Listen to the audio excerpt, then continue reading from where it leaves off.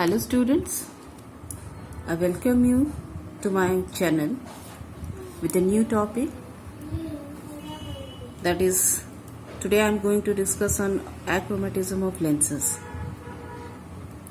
Now before going through this lecture, I request all the students to watch my previous video, otherwise it's quite difficult to understand this.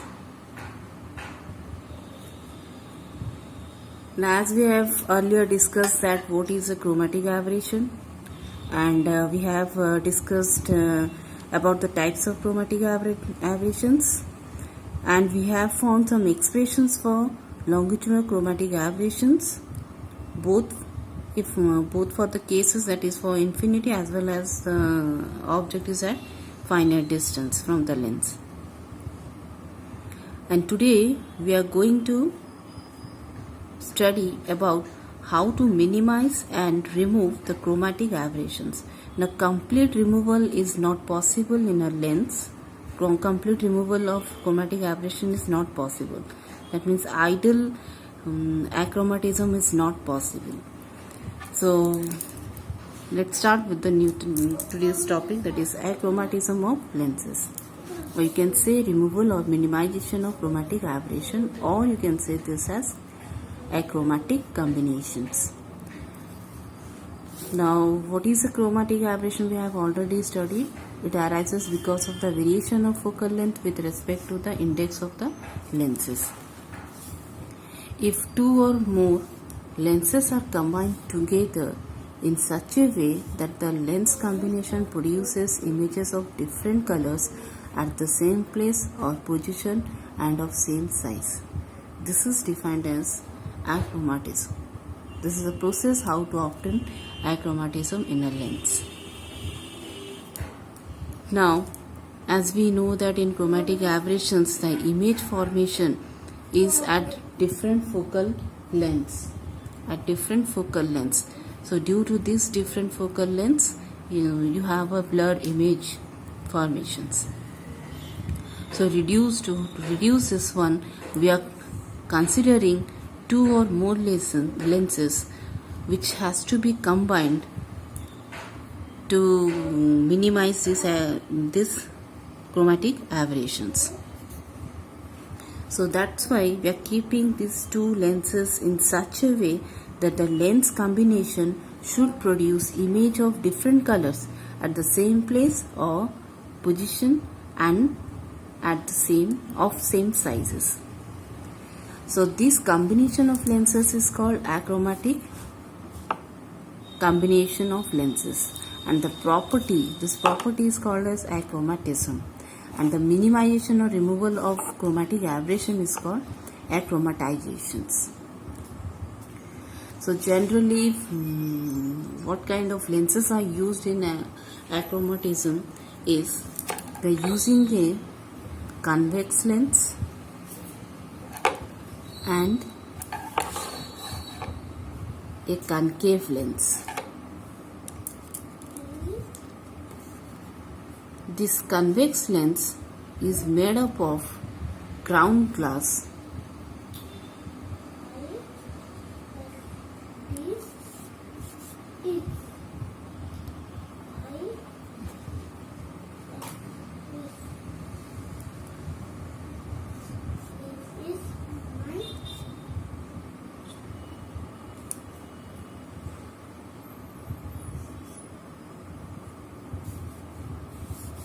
and this one is a concave lens which is made up of flint glass.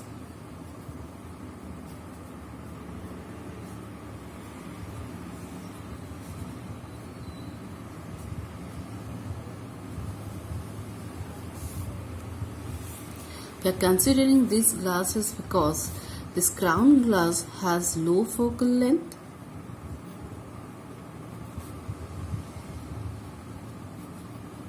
whereas this flint glass concave lens has greater focal length.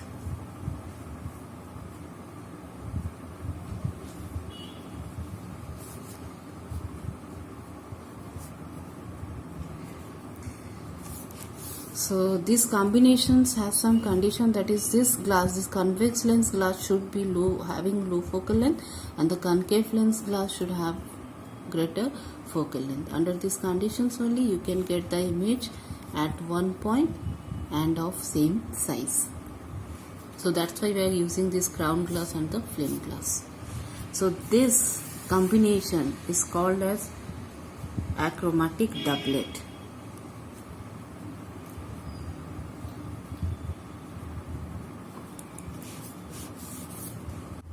So to reduce this achromatism of lenses, we are considering a achromatic doublet. This is what now? This is a convex lens and a concave lens. Now this convex lens has low focal length, and this concave lens has greater focal length as compared to this convex lens. So for low focal length and greater focal length, on these conditions we have chosen two glasses, that is crown glass and the other one is flint glass. So when we are considering a crown glass convex lens of low focal length and considering the flint glass concave lens of greater focal length, we can combine these two lenses to minimize the chromatic aberrations, to get rid of these chromatic aberrations. So complete rid is not possible. We can't completely minimize this rid, but we can we can't completely remove it, but we can minimize the aberrations. Now here two cases may arise. These two lenses may be in contact or these two lenses may be apart. So depending on these conditions, we will be finding out some expressions. So the case 1, I am going to study the case 1 now. So let's say the case 1 is when two lenses are placed in contact.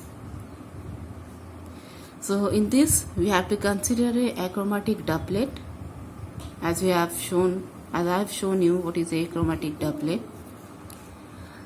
And here these two lenses are of different materials.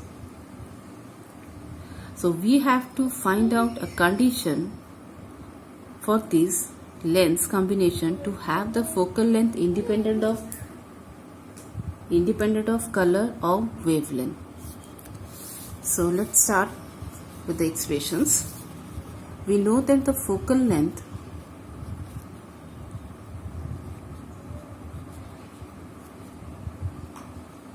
f of a thin lens is given by 1 by f is equals to mu minus 1 into 1 by r1 minus 1 by r2. Let's say this is my equation 1. From this we can eliminate 1 by r1 minus 1 by r2 is equals to 1 by mu minus 1 into f. So let's say this is equation 2.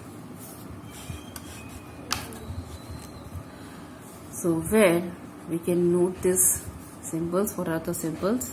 This mu is a refractive index.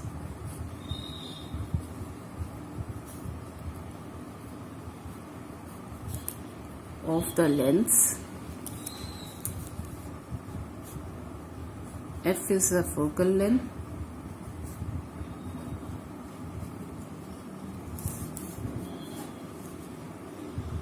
And R1 and R2 are the radii of curvature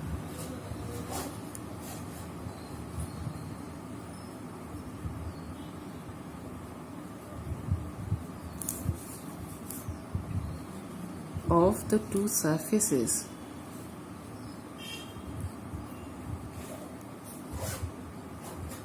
of the lenses.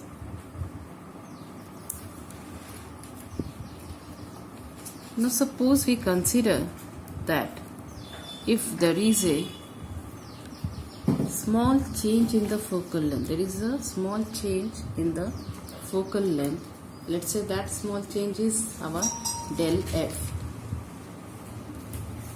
So if you have a del f change of focal length,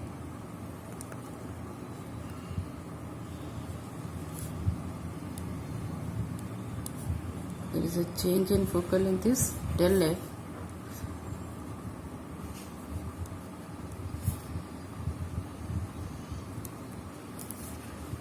Corresponding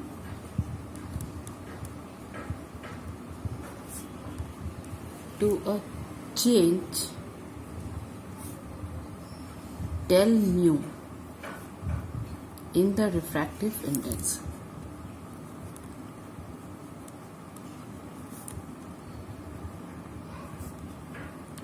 As we know that the focal length is proportional to your refractive index. So if we see that there is a change in the focal length, if the images are formed at different positions, so you have a change in focal length. So that change in focal length is your del f, and corresponding to this change in focal length we have a change in refractive index, that is our del mu. Then differentiating, as there is a change, so we can differentiate or differentiating equation 1, as you have observed here, this equation, this is equation 1. We can differentiate this. Let me write that equation first.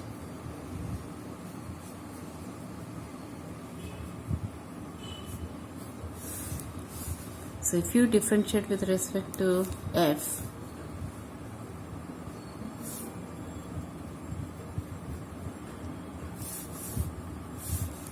so we'll get here minus 1 by f square del f is equals to del mu into 1 by r1 minus 1 by r2. This is equation 3, suppose.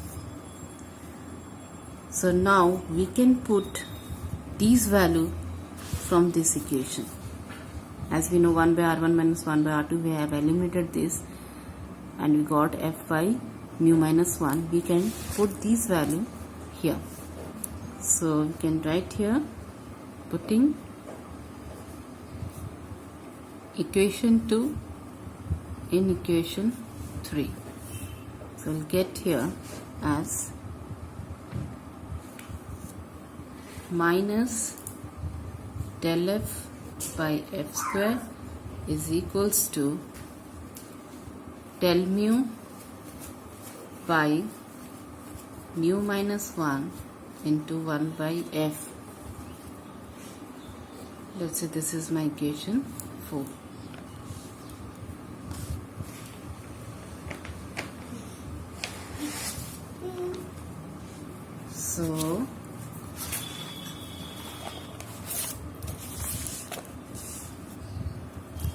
So you got a relation like this, that is minus del f by f square is equals to del mu by mu minus 1 into 1 by f. This is my equation 4. But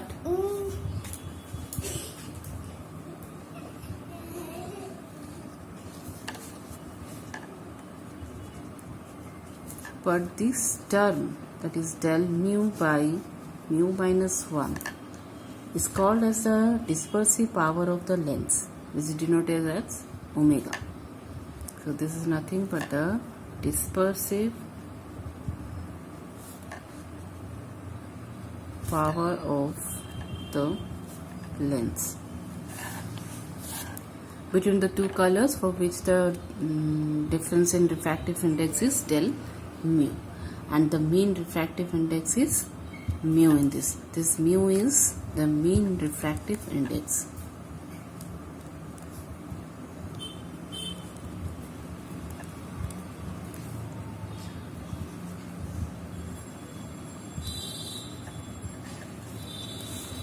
And f is the mean focal length.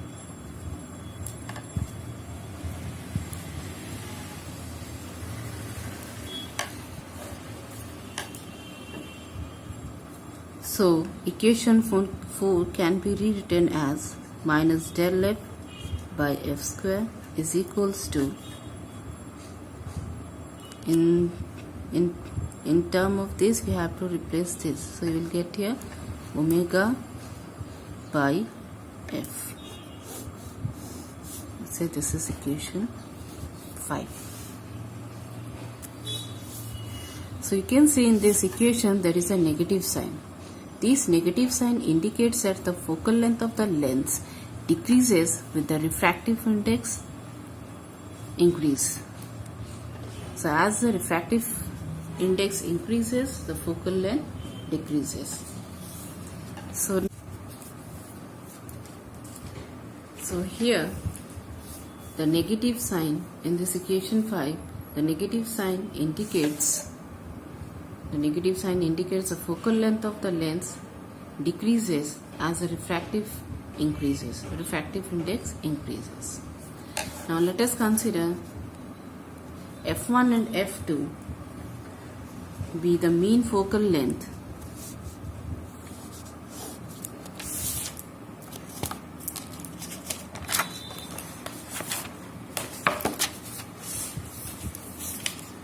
let f1 and f2 be the mean focal length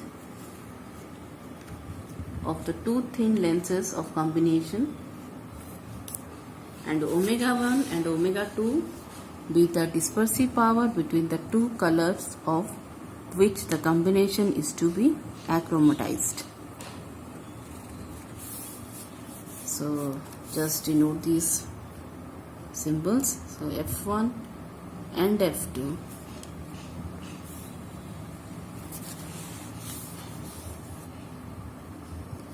be the mean focal length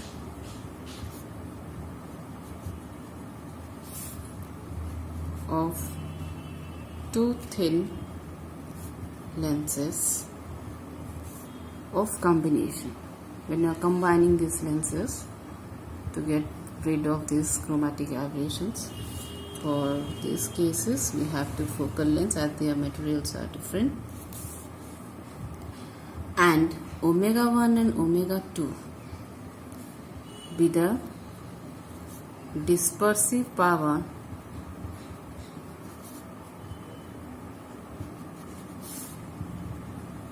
between the two colors for which the combination is to be achromatized.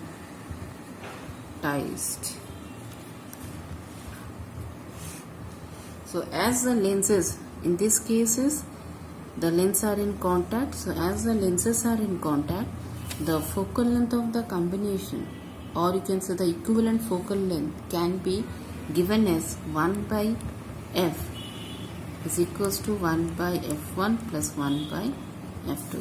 This is the equivalent focal length.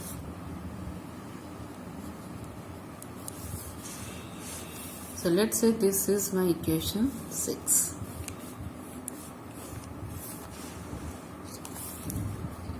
Now if we partially differentiate this equation 6, we will get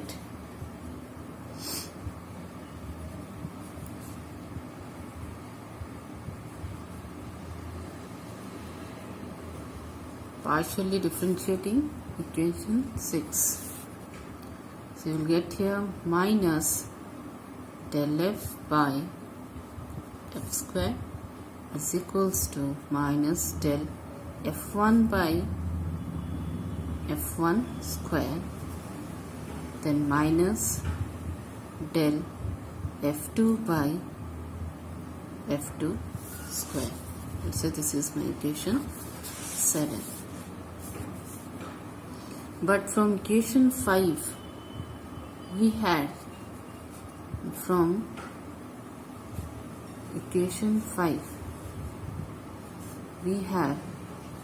what?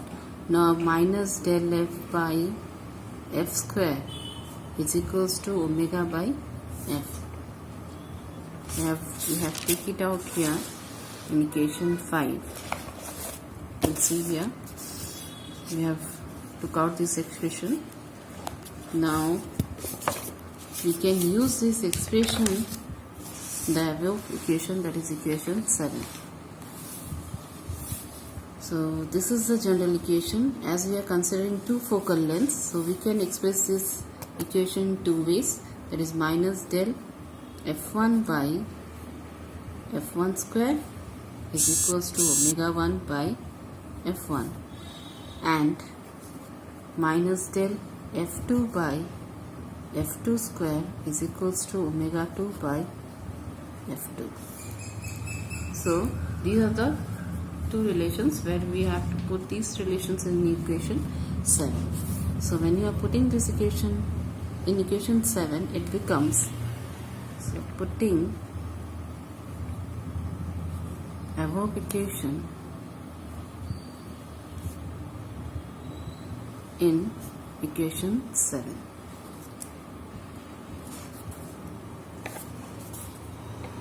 So when you put this, you will get here minus del f by f square is equals to, in place of this you can replace this, that is omega 1 by f1, and in place of this you can replace this, that is plus omega 2 by f2.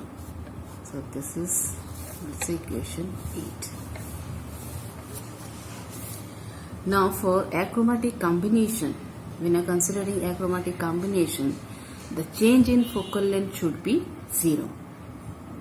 If there is a change in focal length, then you can't get the images at one point.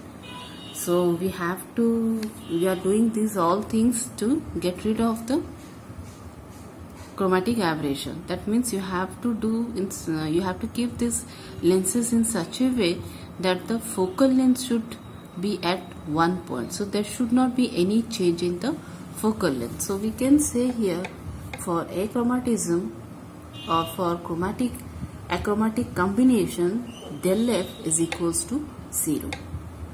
So for achromatic combination, del f is equals to 0.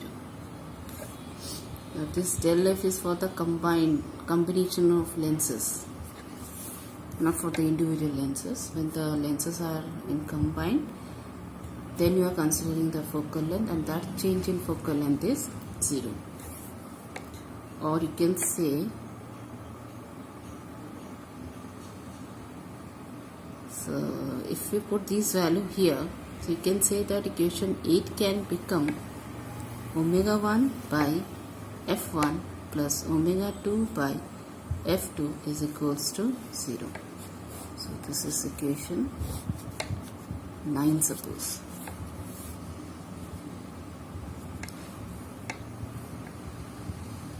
Or if you take this term that side, so you will get here omega 1 by f1 is equals to omega minus omega 2 by f2. So this implies we can write here as f1 by f2 is equals to, take this one and take this one here, so minus omega 1 by omega 2. So this is another relation, 10. So here you can see that the focal length is not dependent on the refractive index. So thus equation 9 and equation 10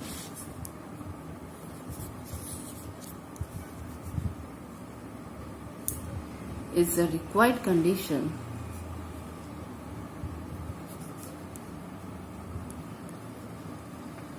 for achromatic doublet. That means for the achromatic doublet, the condition should satisfy this or this. The condition for achromatic doublet, the condition should satisfy this one and this one. That is omega 1 by f1 plus omega 2 by f2 equals to 0, or f1 by f2 is equals to minus omega 1 by omega 2. Under this condition only you can get rid of the chromatic aberrations, or you can have the chromatic doublet. So now from this condition we conclude 2 points. So let's see what that.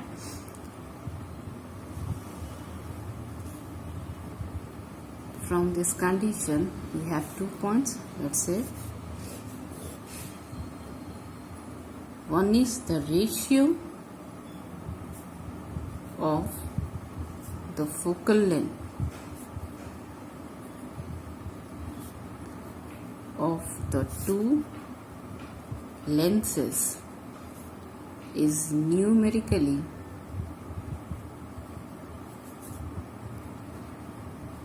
equal to the ratio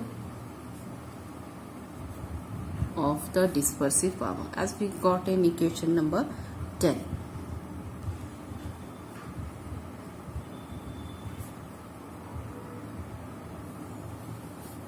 Of their material, dispersive power of their material.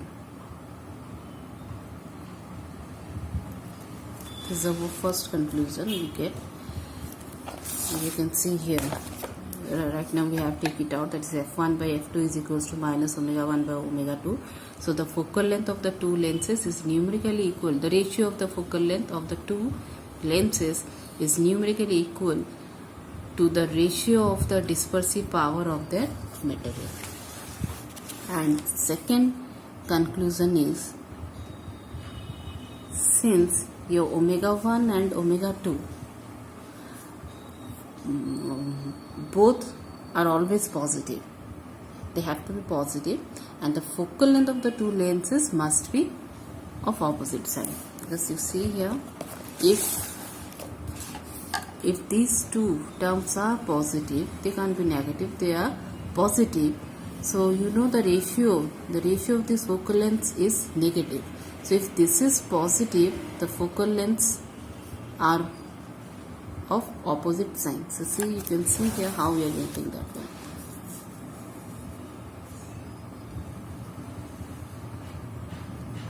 So you can mention here that omega 1 and omega 2 are always positive. So the focal length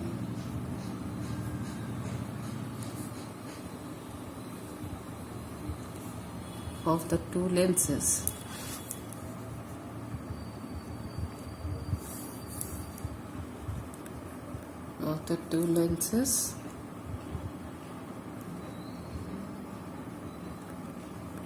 must be of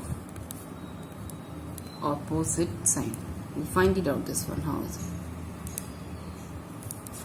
Opposite sign means a length should be convex and the other length should be concave. Then only they will be opposite side. So if I am considering, we had an equation like this, that is f1 by f2 is equals to minus omega 1 by omega 2. These two terms are positive, that is omega 1 and omega 2 is positive term. So you will get here f1 must be equal minus f2 into some term, that is omega 1 by omega 2. So when you are considering this equation, you can see that one focal length is positive, the other focal length is negative. So from this it is clear that the two focal lengths must be of opposite sign. So as they are in opposite sign means one focal length should be of a convex lens and the other focal length should be of a concave lens. Then only you can have a positive and negative. So when you are getting negative, that is when you are considering a concave lens, and when you are going to get a positive, when you are considering a convex lens.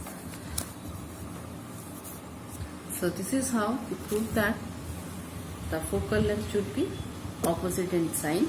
That means one is convex, one focal length is convex,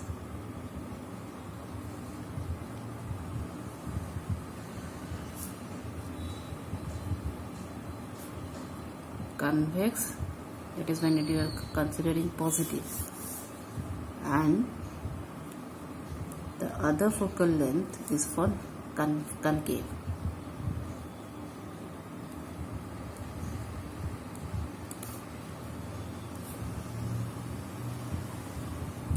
That is negative when considering negative. So now the second bit conclusion is very clear from the equations.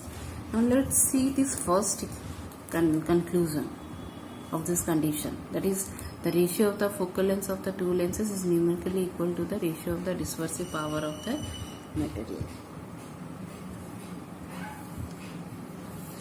Now sometimes you have already taken out this one, but sometimes what happens, a question comes that show a converging achromatic combination. In a achromatic combination, the dispersive power of the material of the convex lens must be the concave lens must be greater than that of convex lens. So there is another conclusion over here, that the question, mostly this question comes in exam, that is show that the dispersive power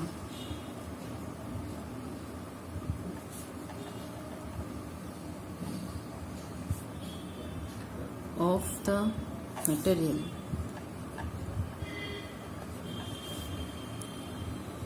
of concave lens must be greater than that of the convex lens. So we can prove this one.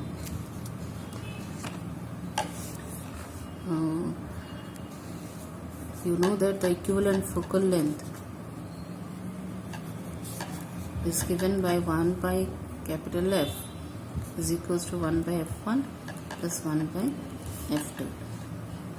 Now for a convex lens the focal length is positive, and for a concave lens the focal length is negative. As we are considering a achromatic doublet, so the focal length can be expressed as in this way, that is F1. This is the case for this. You can mention that, show that in a chromatic doublet the dispersive power of the material of concave lens must be greater than that of the convex lens.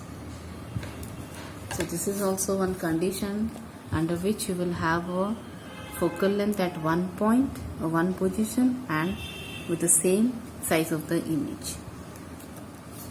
So here F1 is my positive and F2 is my negative. You can mention here F1 is my convex lens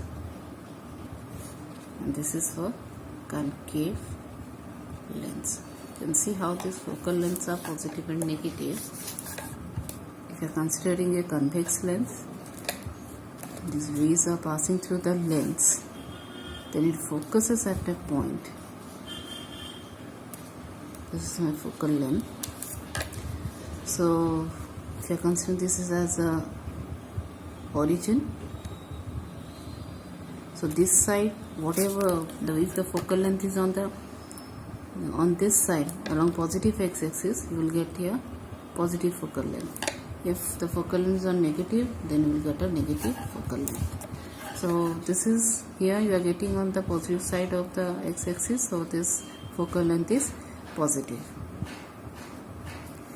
But in a concave lens,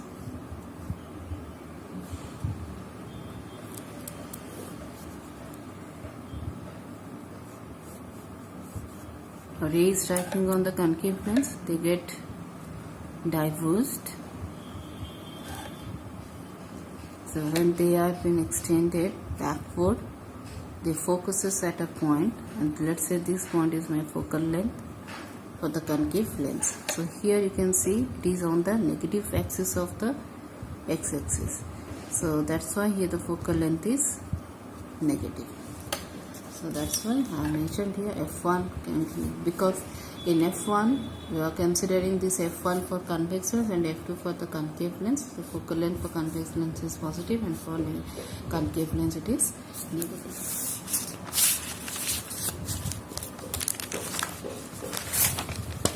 Now let's see how we will prove that the dispersive power of concave lens is greater than the dispersive power of convex lens.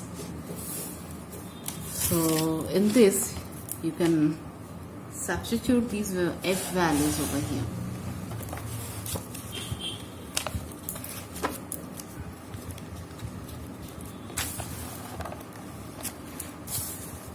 So you had 1 by f is equals to 1 by f1 plus 1 by f2. If you substitute this value f1 and f2 values, so you get a 1 by f1 minus 1 by f2. You get such relation. Then we can again have equation, just give equation number to it. As this is a proof, so let's say this is my equation. Then let's say this is my equation. The previous one, the general equation be equation 1, and the equation I got now be equation 2. Again, we had a relation, that is omega 1 by f1 plus omega 2 by f2 is equals to 0. This is a condition, one of the condition of achromatism. So if you put the values of f1 and f2, this relation also becomes as 1 by f1 minus omega 2 by f2 is equals to 0. You can mention here, since f1 is positive and f2 is negative. So when you put this, you got a relation. Give this as equation number 3, suppose. Now, from equation 1, from equation 2, this equation, from equation 2, we can take common, that is 1 by f1. You can take common 1 by f1. So your 1 by capital F, mention here from equation 2. 1 by f1 is equals to 1 by f1, take common. So within bracket you will get here 1 minus f1 by f2. You get such relation. You can do one thing. You can consider the first equation. That is this one, the first equation. If I consider the first equation, 1 by f equals 1 by f1 plus 1 by f2, you consider that also.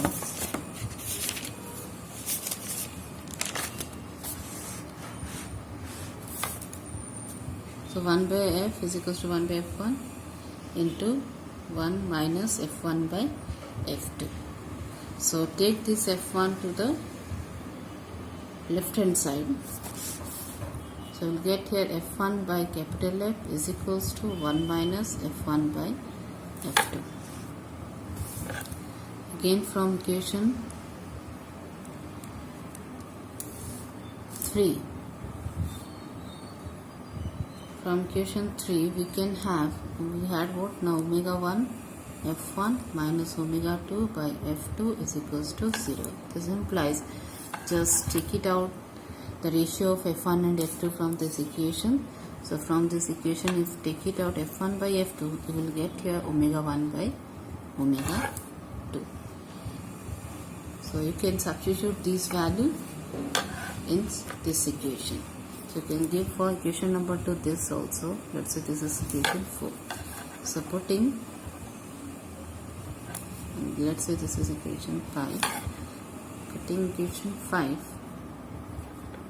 in equation 4, so you will get f1 by f is equals to 1 minus omega 1 by omega 2. So here this term is positive, and this term is also positive. If you solve this must be positive, as this is positive, this side should be positive. So to make this positive, this term should be less than 1. You can say that this term should be less than 1. So you can write here omega 1 by omega 2 must be less than 1. So this implies omega 1 is less than omega 2. So from this equation, it shows that the concave lens has greater refractive index than the convex lens. So this is how we proved this condition. You can write a conclusion over here. Thus, dispersive power of concave lens is greater than the convex lens.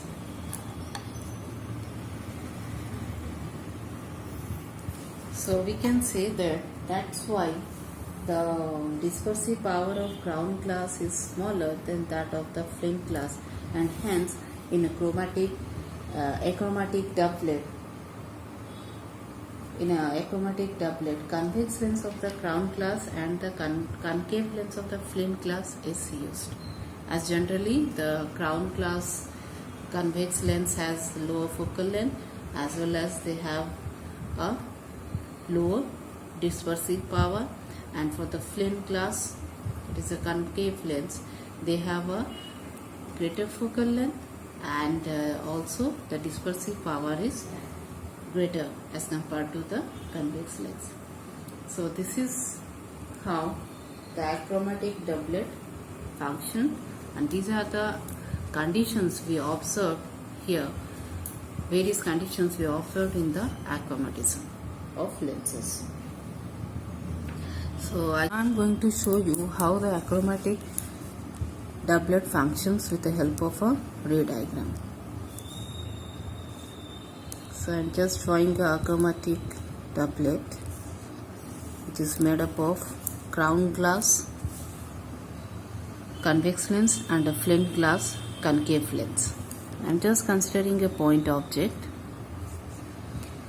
The ray passing through this achromatic doublet is the white rays, the white lights. This is the point object.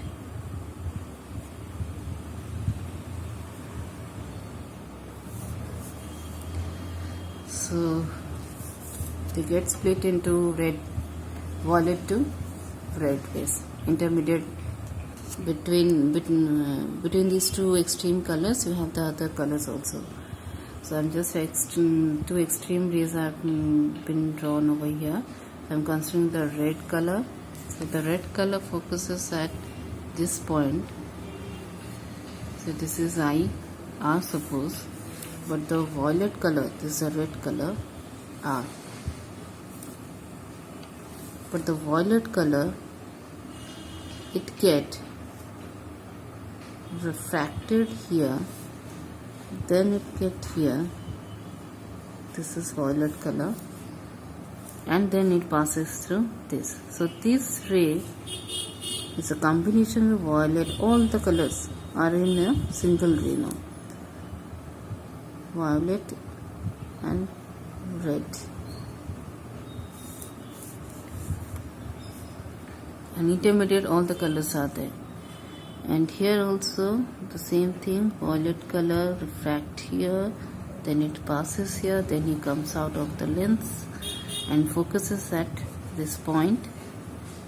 So this is my IV. So the focal point for both the colors, you saw that at one point the image formation is at one point and the size is also same. You are considering a point image, you got an image of point object image you got over here. So these are the violet rays, this is red. So similar thing, these two rays are for violet and this is for red. So this is the function of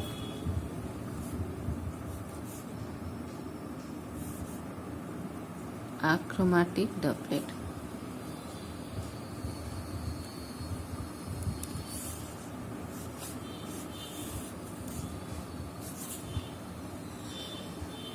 So this is over with the today's topic.